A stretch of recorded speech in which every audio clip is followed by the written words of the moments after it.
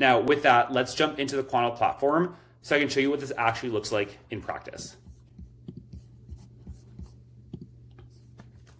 So now I'm in our category twins interface, and going back to our example with the CMO and their burning question, let's say our CMO wants to better understand the differences in perceptions between buyers and non-buyers and what messaging we can use to start to bring non-buyers into our brand and grow our market share. Historically, the options that you have are to wait for the next wave of the tracker, commission a qual study to do some follow-up research, which takes extra time and budget that you may not just have, or to just make a judgment call based on what you already know. Instead of those, let's try asking our twin. So let me first walk you through what we're seeing here. On the left-hand side, you'll see our configuration setup. All I need to do to set up the twins is select the project we want to base it off of. In this case, I'm going to do one of our brand health trackers in the body wash category here in the US.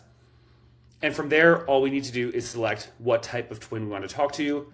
There are a couple different options, but for today, I'm going to select our non-buyer twin, specifically looking at non-buyers of the focus brand from this study, which was Bath & Body Works. So I'm going to hit load twin, and in just a few seconds, we'll be able to start chatting with the twin. Now, I myself am a Bath & Body Works non-buyer. Like many of you, my experience with the store is mostly from walking through the mall, smelling it from afar as I approach, sometimes ending up inside holding 3 candles I did not mean to purchase. But for the most part, I don't really buy their body wash products. For me, my associations with the brand are really heavily around fragrance, which is personally just not what I look for when I'm thinking about body wash. So if you were the Bath & Body Works brand manager or insights manager, understanding why someone like me doesn't pick up body wash products from the brand is really important to maintaining a healthy brand. It is what used to take weeks to get consumer feedback on. So to start understanding those non-buyers, we can ask a pretty simple question and ask, when you think about body wash, which brands come to mind first? And we can see that the twin says, honestly, Dove pops in my head first. After that, Olay, Dial, Suave, Old Spice, Axe, Nivea Crest. Bath & Body Works is in there too, just not the first thing. So what you can see is that the twin doesn't just list brands, it responds the way a real person would. It reflects how mentally available each brand is for a Bath & Body Works non-buyer. So what we see here is that Dove really dominates. This reflects the actual brand health metrics we collected and the actual sales data. Dove is the category leader in the US. And we can see that Bath & Body Works is present, but it's really secondary. That's the real data showing the brand's non-buyer salience gap. So let's go a bit deeper and pressure test a real world marketing dilemma.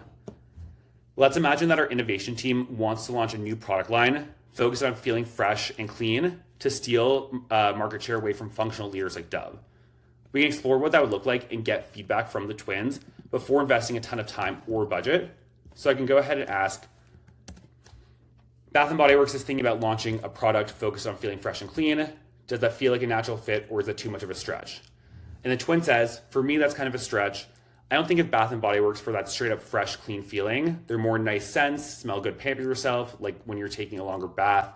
If I want to feel fresh and clean, I'd grab Dove or even Dial.